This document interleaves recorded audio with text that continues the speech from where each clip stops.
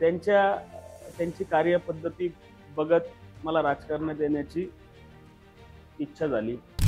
तेव्हा आम्ही ठरवलं की आपण राजकारणात आलं पाहिजे. आपण सुद्धा युवक जोडले पाहिजे. आणि हे माझ्या हॉबी आहे आणि ही माझी आवड म्हणून मी काम करतो आणि मी शेवटच्या श्वासापर्यंत मी ही फील्ड निवडलेली आहे आणि मी यासाठीच काम करणार. म्हणजे मी आज माझं जे थोडंफार नाव आहे किंवा आज जे सगळे लोक मला ओळखतात त्याचं कारणच मैत्री आहे. तर राजकीय भवितव्य घडवणारा जर नेता तुम्हाला सांगायचं म्हणलं तर या शहरामध्ये सामान्य कार्यकर्त्याला असामान्य पदावरती नेणारा या शहरामध्ये नेता आहे. त्यांचं नाव राजेंद्र भोसले. नमस्कार मंडळी, आपल्या सर्वांचं स्वागत आहे.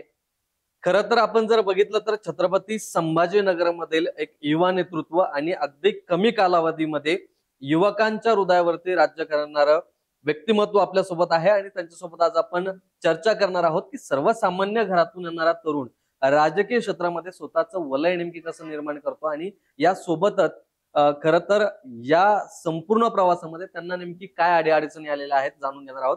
आपल्या सोबत ज्योतिराम पाटील आहेत. दादा, स्वागत आहे. पहिला प्रश्न खास करून मला विचारायला आवडेल की ज्योतिराम पाटील म्हटलं तर आज एकही मुलगा छत्रपती संभाजीनगरमध्ये नसेल की जो ओळखत नाही. नेमकी या नावाची राजकारणामध्ये एंट्री कशी झाली? 2010 साली मी माझी 10वी पास आउट झालो.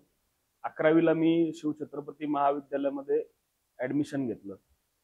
त्या काळामध्ये जीएसचे इलेक्शन, जीएस ही संकल्पना त्यावेळेस खूप फेमस होती. तर आमच्या कॉलेजमध्ये इलेक्शन व्हायचे त्यावेळेस मनसे, भारतीय विद्यार्थी सेना, राष्ट्रवादी असे पक्ष आपापले जीएस साठी कॅन्डिडेट उभा करायचे आणि त्यांना निवडून आणायचे. तर माझं नवीन ऍडमिशन झालं तर मला हे सगळं कळण्यासाठी 1 वर्ष गेलं की यार हे काय असतं कसं असतं.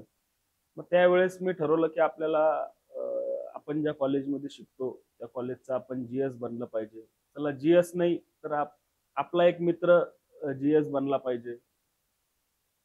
तशी राजकारणात माझी तिथनं सुरुवात झाली होती. जीएस होणं हे का स्वप्न होतं तुमचं की जीएस झालंच पाहिजे? आता त्यावेळेस राजकारण काय असतं किंवा एक पदाधिकारी काय असतो किंवा लोकप्रतिनिधी काय असतो याची मला कल्पना नव्हती. पण ज्या सराउंडिंग मध्ये मी राहायचो कॉलेजच्या, तिथं जीएस म्हणजे इथला महापौर, जीएस म्हणजेच इथला आमदार, असं आमच्या डोक्यामध्ये घातलं जायचं. तर मग मी ठरवलं की यार आपल्याला या फील्ड मध्ये जायचं. आता एक पॉवर असायची ना जीएसची, त्यामुळे एक सामाजिक क्षेत्राची आपल्याला जी आवड निर्माण झाली किंवा जे कार्य करतायत यासोबतच राजकीय क्षेत्राची आवड नेमकी कशी निर्माण झाली होती? कारण कॉलेजला गेलं की सगळ्याचं स्वप्न असतं की मी एखाद्या चांगल्या नोकरीवरती लागलो पाहिजे किंवा काही केलं पाहिजे वेगळं. बरोबर आहे, एकदम बरोबर आहे तुमचं. पण कॉलेजला असताना त्यावेळेस माझी ओळख त्यावेळेसचे भारतीय विद्यार्थी सेनेचे महाराष्ट्राचे निमंत्रक राजेंद्र भाऊ जंजाळे यांच्याशी झाली.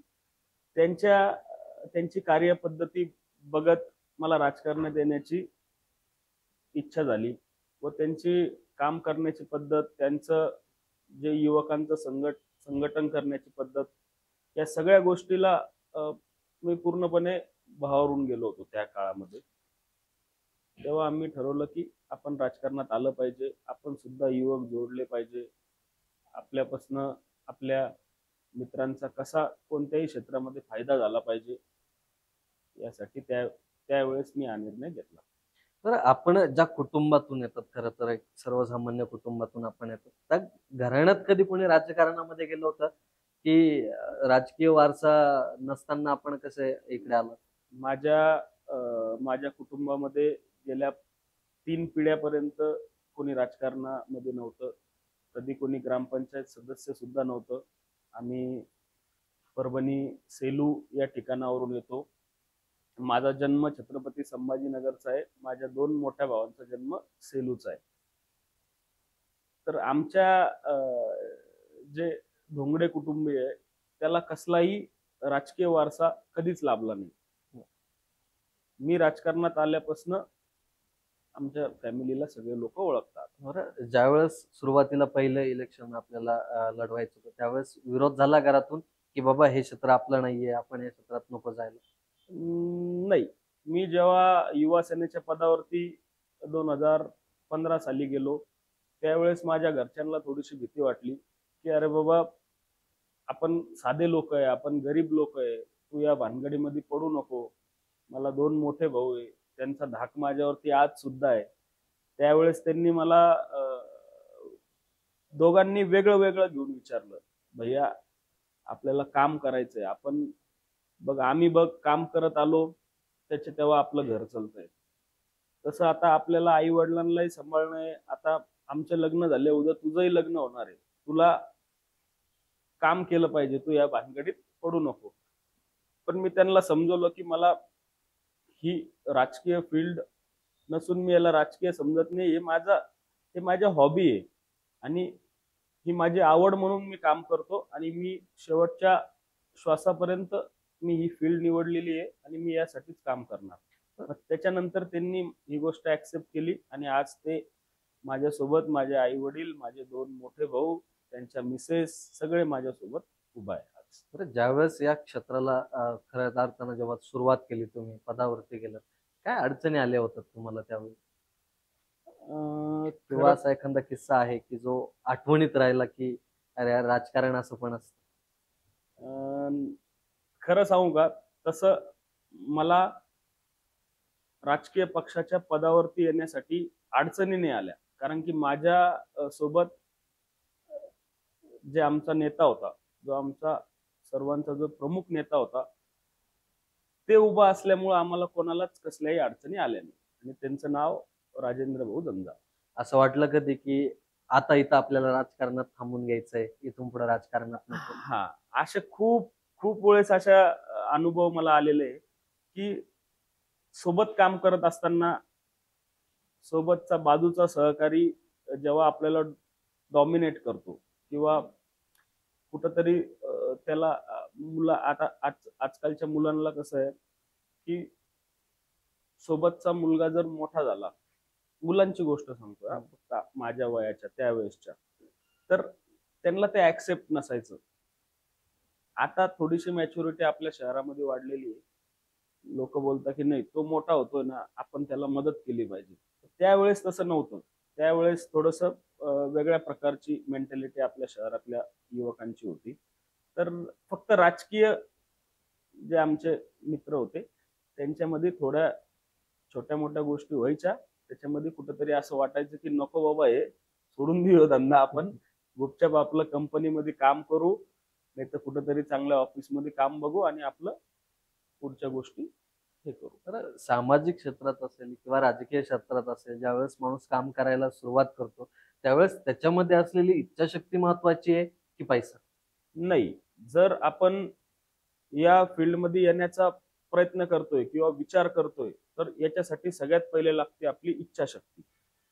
पैसा हा 20% आपल्याला जरुरी आहे, पण 80% लागते आपली इच्छाशक्ती आणि आपल्यामध्ये तेवढी हिंमत पाहिजे की आपण आपला पूर्ण वेळ, आपण पूर्ण आपलं प्रपंच, सगळ्या गोष्टी बाजूला ठेवून या फील्डमध्ये जो व्यक्ती काम करू शकतो तोच याच्यामध्ये सक्सेस होऊ शकतो. तुम्ही स्वतः अतिशय सामान्य घरातून येतात आणि जेव्हा राजकारणाची खऱ्या अर्थानं सुरुवात केली तेव्हा फार असं मोठं बॅकग्राऊंड तुमचं नव्हतं.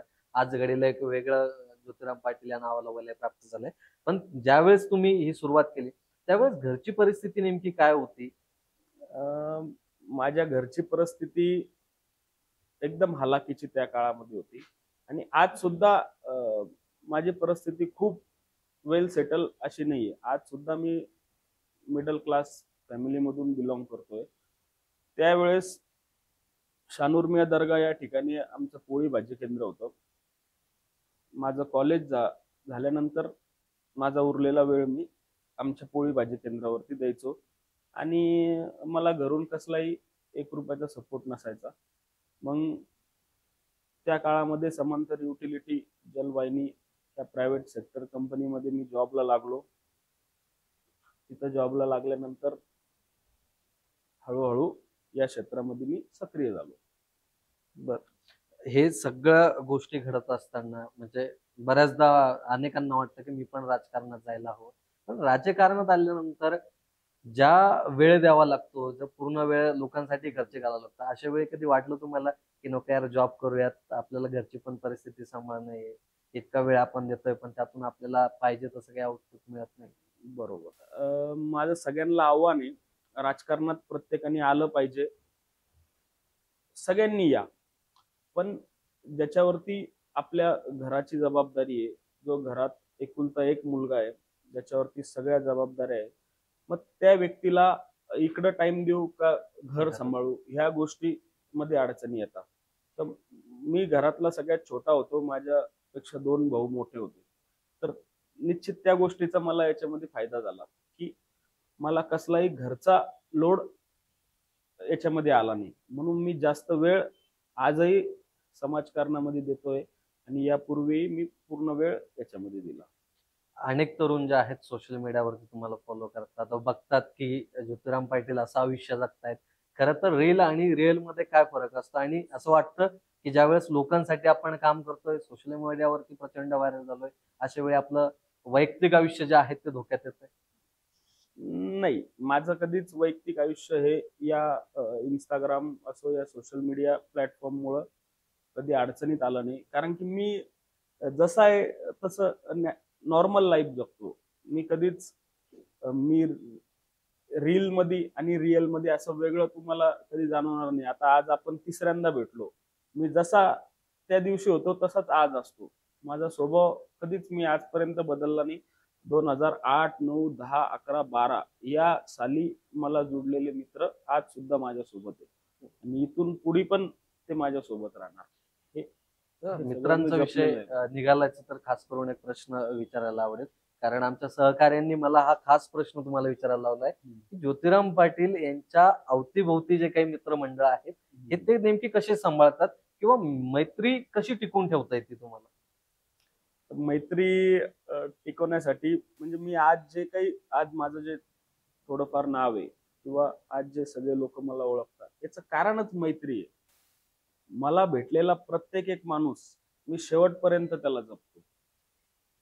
त्याला जर आपल्याकडून जे शक्य होईल ती मदत आपण करतो आणि त्याच्या सुखात त्याच्या दुःखात उभा राहण्याचं काम मी करतो.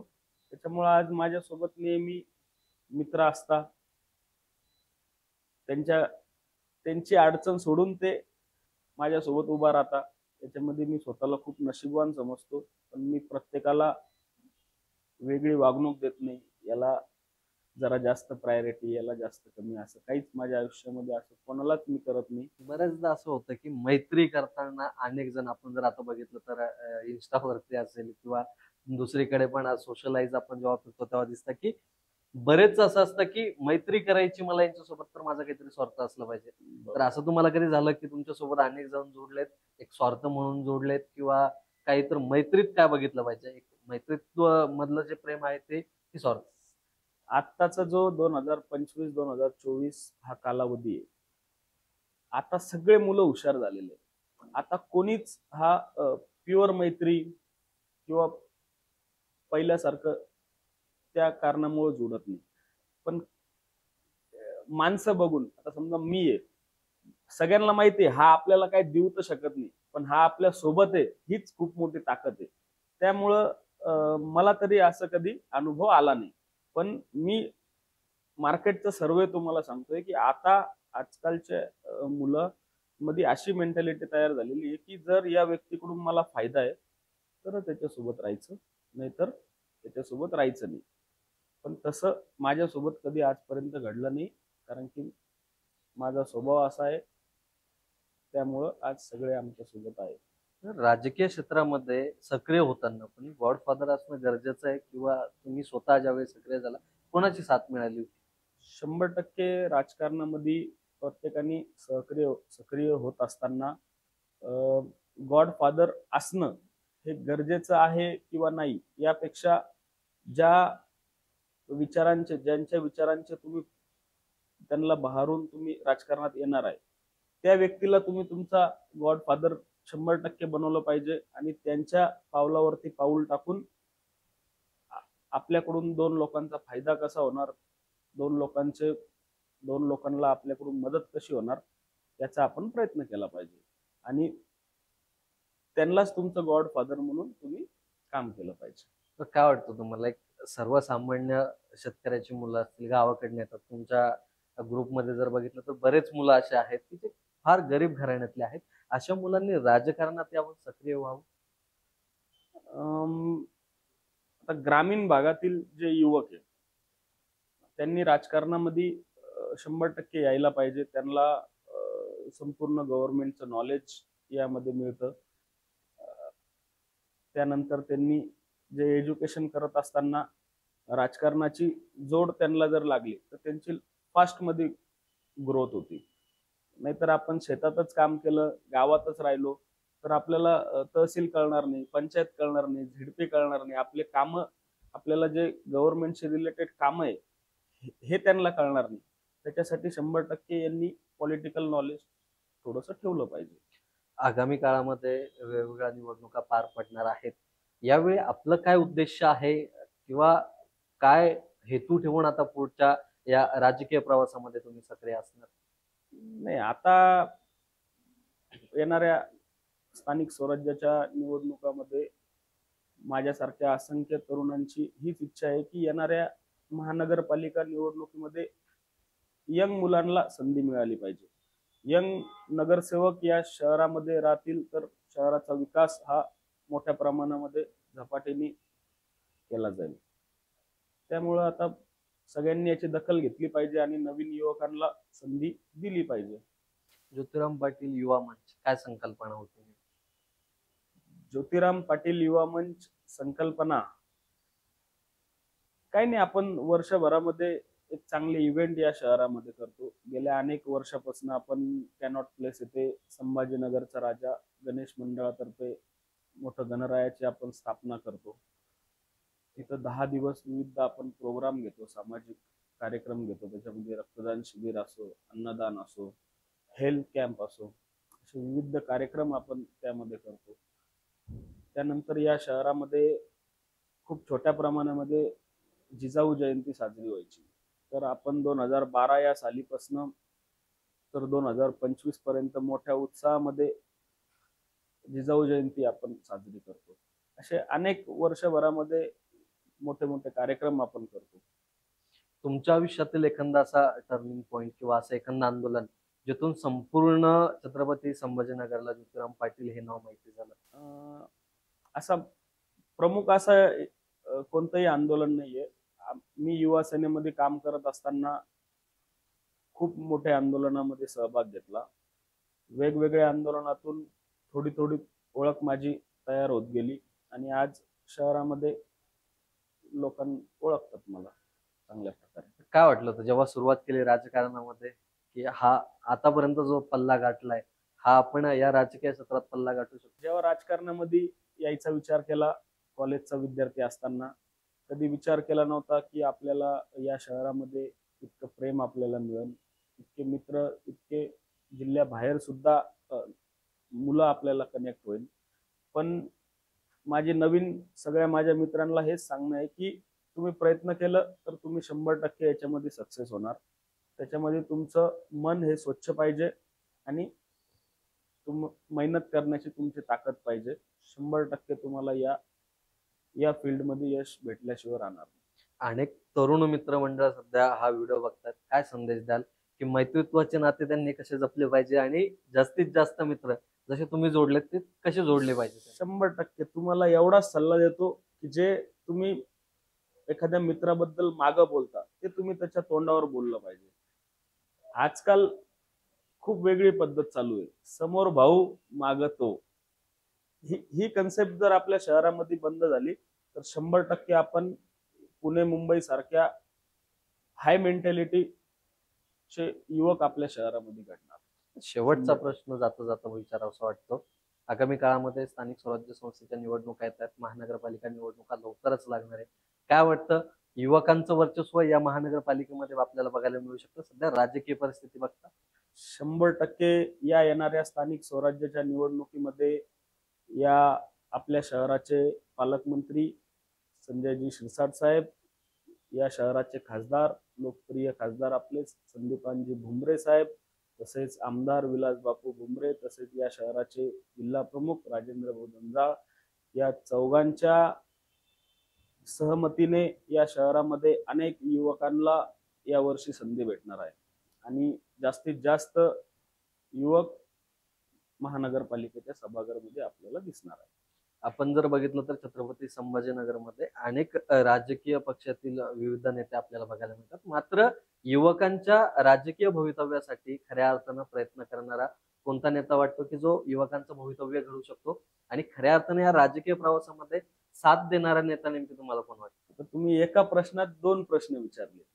तर राजकीय भवितव्य घडवणारा जर नेता तुम्हाला सांगायचं म्हणलं तर या शहरामध्ये सामान्य कार्यकर्त्याला असामान्य पदावरती नेणारा या शहरामध्ये नेता आहे. त्यांचं नाव राजेंद्र गोलंदाळ. माझ्यासारख्या कार्यकर्त्याला भारतीय विद्यार्थी सेनेच्या उपशहर प्रमुख पदापासून तर युवा सेनेच्या शहर प्रमुख पदापर्यंत त्यांनी मला नेलं.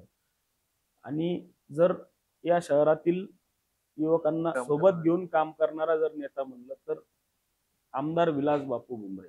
या छत्रपती संभाजीनगर जिल्ह्यामधील मोजता येणार नाही असे असंख्य युवकांना त्यांनी आज स्वतःच्या पायावरती उभा केलं. 24 तास तो व्यक्ती काम करतोय फक्त आपल्या कार्यकर्त्यांसाठी. आणि या 2 नेत्यांना माझ्या मनापासून खूप खूप शुभेच्छा आहे आणि सेल्यूट आहे. बरं, या 2 नेत्यांची जी काम करण्याची पद्धत आहे, कोणती पद्धत तुमच्या मनाला भावली की नाही मला ही पद्धत बापूंची फार चांगली आवडते आणि राजू भाऊंची? तसं जर बोलायला गेलं ना तर दोघांच्या ज्या कार्यपद्धती आहे ह्या नवीन युवकांच्या मदतीच्या कार्यपद्धती, म्हणजे यांच्या दोघांच्याही ज्या गोष्टी आहेत त्याच्यामधनं माझ्यासारख्या युवकांना 100% ऊर्जा भेटणाऱ्या गोष्टी. म्हणून मी एक गोष्ट सांगून याच्यामध्ये नवतरुणांना प्रोत्साहन या देण्याचं काम दोघांकडून दोन्ही नेते पूर्णपणे संपूर्ण आपल्या छत्रपती संभाजीनगरातील माझ्यासारख्या युवकांना एक मोठी ऊर्जा भेटते. सोशल मीडियावर आपण जर बघितलं तर ज्योतिराम पाटील हे कणखर नेतृत्व वाटतं, एक दमदार ऊर्जा असलेलं नेतृत्व वाटतं. त्यामुळं अनेक जणांना असं वाटतं की सोशल मीडियावर बघितलेलं एकंदर नेतृत्व आहे, आपण जाऊन नेमकी संवाद कसा साधावा. तर या ज्योतिराम पाटील जे कणखर दिसतात त्यांच्या मनामध्ये कुठेतरी हळवा कोपरा देखील आहे का आणि लोकांची भेटताना काय प्रतिसाद असतो? 100% खूप वेळेस माझे फोटो, दाढी, असं टिक्का हे माझं खूप जुनं, दाढी मी कधीच कट केली नाही आणि टिक्का हा खूप वर्षापासून मी लावतो. तर माझ्या या लुकमुळं खूप असे जे माझे मित्र आहेत ज्यांना जे मला सोशल मीडियावरती बघता पण त्यांना समोर मी दिसलो पण त्यांची मला भेटायची एक तर त्यांना भीती वाटते की बाबा हा माणूस असा दिसतो, थोडा आरोगंट वागन आपल्यासोबत. असं काही नाही. माझी सगळ्यांना विनंती आहे, जो व्यक्ती मला भेटला तो कधीच माझ्यापासून दूर गेला नाही. तर जे कोणी भेटायचे बाकी असन किंवा कोणाला असं वाटतं हा असा दिसतो म्हणजे बाबा थोडा हे, तसं काही नाहीये. माझं सॉफ्ट कॉर्नर आहे, मी खूप सॉफ्ट मुलगा आहे, सगळे मला भेटू शकता. ज्या वार्ड मध्ये आपण राहतो खरं तर त्या ठिकाणच्या समस्या सोडवण्यासाठी किंवा काय काय समस्या लोक तुमच्याकडे घेऊन येतात? 100% मी ज्या भागामध्ये राहतो, ज्या प्रभागामध्ये राहतो त्या प्रभागातील सर्वांशी मी वेल कनेक्ट आहे. सगळे मला वेगवेगळ्या हॉस्पिटलच्या असतील, महानगरपालिकेच्या, कलेक्टर ऑफिसच्या, ज्या त्यांच्या आपल्या MACBच्या असन, ज्या छोट्या मोठ्या तक्रारी असतात त्या पूर्णपणे मी त्यांना हाताळण्याचं काम करतो. त्यानंतर माझ्या वार्डामध्ये पालकमंत्री संदीपांकडे एक शिवसेना म्हणून जेव्हा लोक बघतात एक हिंदुत्वाची भूमिका, तर अशा वेळी काय तुमच्या वार्ड मधलं जे समतेचं वातावरण आहे, मी बऱ्याचदा ऐकलंय मित्रांकडून की ज्योतिराम पाटील फक्त एक पक्षाकडे आपण जर बघितलं तर हिंदुत्वाचा जरी असलं तरी एक सर्वसमावेशक नेतृत्व म्हणून त्यांच्याकडे स्थानिक पातळीवरती बघितलं नाही. माझ्या फ्रेंड सर्कल पुरतं, माझ्या भागापुरतं सर्व जातीचे लोक मला कनेक्टेड आहे. त्यावर मला कसलाही दुजाभाव नाहीये आणि सगळे लोक आम्ही सगळे सोबत राहतो. सगळे समाज, सगळ्या जातीचे. इवन ज्योतिराम पाटील युवा मंच मध्ये पूर्णपणे सर्व धर्म समभाव हा आपण राखलेला आहे आजपर्यंत. नक्कीच दादा, धन्यवाद. आपण आमच्याशी संवाद साधला. खरं तर आपण जर बघितलं तर ज्योतिराम पाटील एक धर्म किंवा ज्या पक्षात आहे त्या पक्षाची एक भूमिका म्हणून नाही, तर सर्वांना मदतीचा हात देणं आणि सर्वांना सहकार्य करणं आणि विकास कामं करणं हा एक प्रामाणिक हेतू त्यांचा आजच्या मुलाखतीतून आपल्याला दिसलेला आहे. आजचा हा व्हिडिओ तुम्हाला कसा वाटलाय कॉमेंट बॉक्समध्ये कळवायला विसरू नका आणि आपल्या प्रत्येक मित्रापर्यंत हा व्हिडिओ नक्की पोहोचवा, कारण मैत्रीतले खास काही मुद्दे जे आहेत, जे काही बारकावे आहेत ते त्यांनी सांगण्याचं काम या मुलाखतीत केलेलं आहे. आतापर्यंत ज्या ज्योतिराम पाटला तुम्ही बाहेरून बघत आलेले होतात त्यांचं नेमके आयुष्य काय आहे पूर्ण उलगडण्याचं काम आजच्या या व्हिडिओत झालंय. तर नक्की बघा, शेअर करा. वेळ झाली थांबण्याचं, थांबूया तिथं. धन्यवाद.